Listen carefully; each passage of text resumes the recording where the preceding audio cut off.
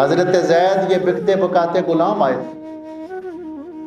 हजरत खदीजातुल कुबरा सलामुल्लाह अलैहा ने हुजूर को तोहफा दे दिए।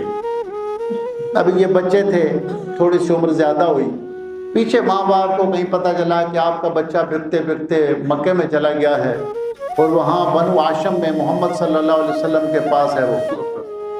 तो हजरत जैद के माँ बाप दोनों आ गए।